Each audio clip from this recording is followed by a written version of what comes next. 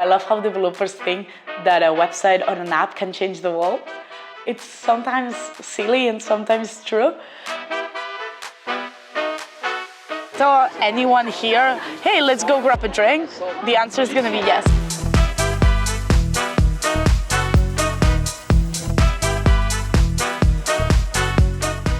I'm Berta, and I'm an iOS developer here in Barcelona. I'm also from Barcelona. I always like creating things and making things by hand. So when I finished high school, even though I did the technological high school, I decided I wanted to study photography and digital image. And then I got an exchange program in New York to study at the School of Visual Arts there. And in one of the classes that we had in my school, because it was trying to prepare us for the real world, was actually programming. Very basic program like HTML and CSS to do your portfolio. And it turns out I was pretty good at it. And at the same time, I kind of started my own company at one point. So I built my first actual website with database and everything on PHP, and it was terrible. I used to call this code like Frankenstein code because everything was copy-pasted from Stack Overflow. But when I got a problem, I was stuck. I was on my own and I got frustrated. So I started to go a lot of the events for JavaScript and for PHP to get people to help me. While this was happening, photography wasn't really feeling well. I loved the medium and I loved creating images, but the environment and the ambience of it, of fashion photography and of product photography, felt really fake. It just didn't feel like me. I didn't feel comfortable in it. But when I went to all these events about code with all the people in startups that were basically doing the same thing, they had these ideas and they were creating them just using code, I felt welcomed. So I decided to stay and go back to school and do 4 years of computer systems with a minor in computer science. So that's how I started doing code. And I kept doing websites and little things here and there to pay the bills. It's still a lot very UX and graphic design focused. And then I got my first internship, and it was actually about mobile apps and game apps. So I was like, I have zero experience in everything that you're saying, but I'll do whatever you want and I will learn it. And I was basically just doing it on the weekends and building stuff. So when I graduated, after all doing all of this, I realized I had been 6 years in New York and I really miss my family. But when I came back here, I didn't know anyone for tech. Like, I left as a photographer and I came back as a full-fledged developer. And I had experience in both game development, Android and iOS, because I was the intern who wasn't put on projects as they needed. So I did everything. I was a jack of all trades kind of thing. And I had to specialize because usually companies here look for specializations. So I decided to look for an iOS job. And that was 4 years ago. So I guess I'm officially an iOS developer now. And I forgot everything else. But yeah, it was a really crazy journey.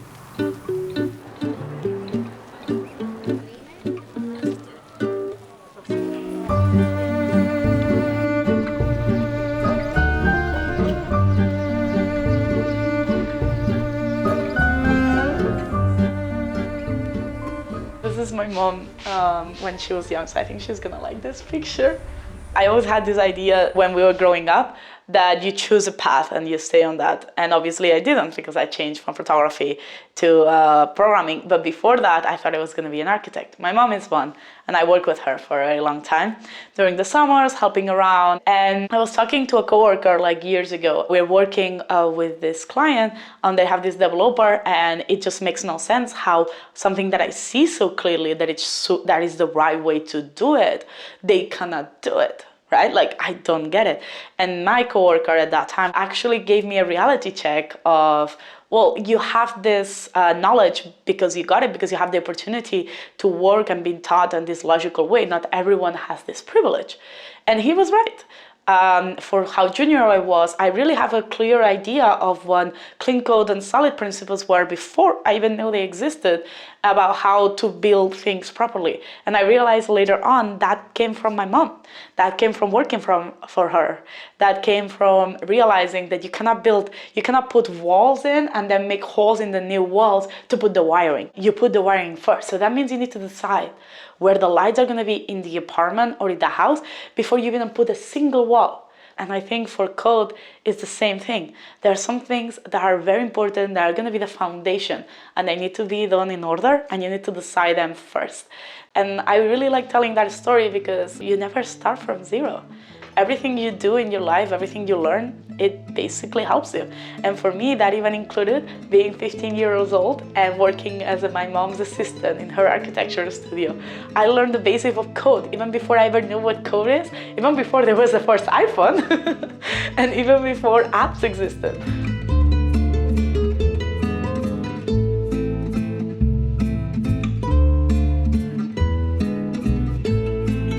Sometimes you have a bug and you've been looking at it all afternoon and you finally go like, you know what, I have to go. I need to get up, I need to go, I will leave it for tomorrow.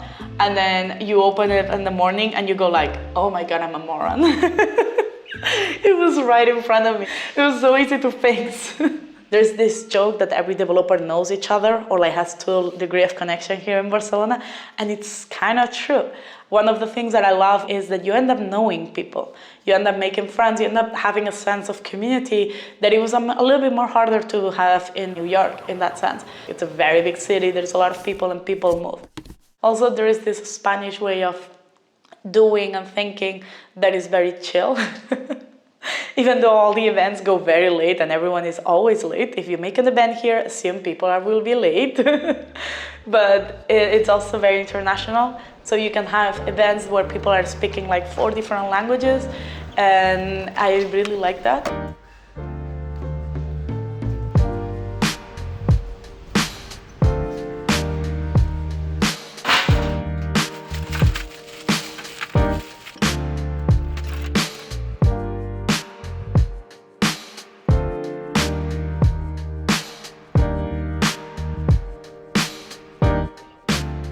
Me llamo Berta, hola. Soy iOS developer y una de las directoras de esto.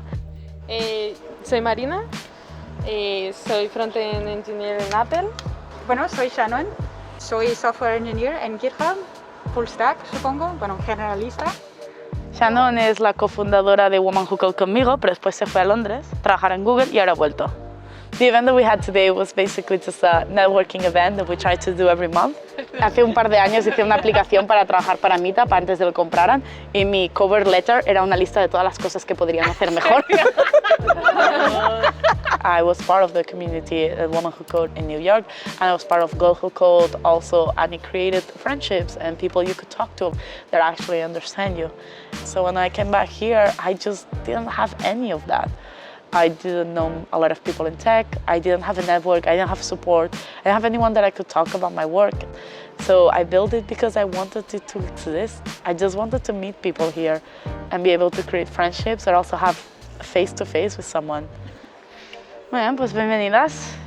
Me alegro tener gente nueva. Even though I love coding and I love spending time like just developing and not being bothered by anyone at that time and just having time for myself in my computer, there is a moment that you can get too much into your own head, that you need to double check with people, you need to remind what it feels to be in front of another human being, to have that connection.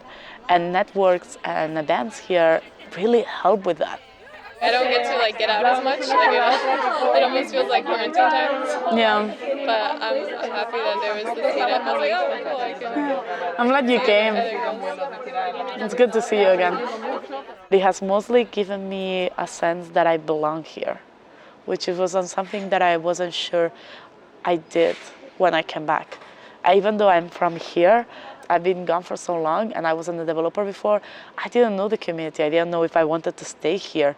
So it gave me the opportunity to actually be a part of a community here and actually feel like I belong.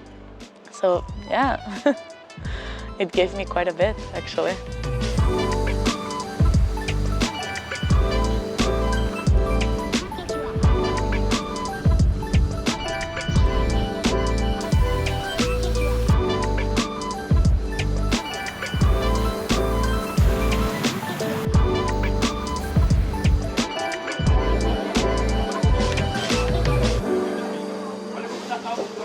Without realizing, the city sucked me in.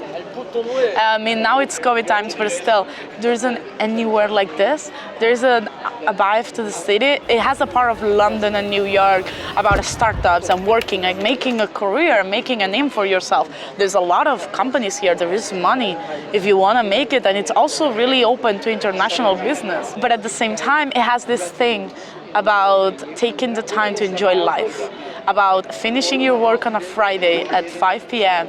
and just going to the terrace and drinking a beer with a friend. Sometimes when you look at a city to like move, especially if it's a very different country and different culture from you, it can feel really scary. And I understand that because I did it. But honestly, it's one of the best things that I've ever done in my life. And even though it's easy for me to love Barcelona and say that it's amazing because I'm from here, I do really think it's a great city. And there is an amazing tech scene. I know a lot of people here that are developers, most of my friends, and they're all great people. So I think that if you were looking for some sun and a city that will take you outside and make you feel a little bit more human while you also do tech, this will be the city for you, and you should do it. I was able to get into code, and I was able to actually make a career out of it because I wasn't on my own. And I know that from the beginning because I compared it to photography, and I was on my own then. I was really hard. And yet in code, I found people who were willing to help me. I learned some of the most important things from people on a Skype call on a random Saturday afternoon that they have never met me before. And they put their time to help me learn patterns for coding that were super necessary for me.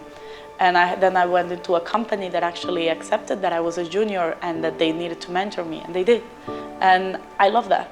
I would like to be able to be in a position that I can actually create those opportunities for people. And I think that when you give people the tools to build whatever they want, amazing things can happen.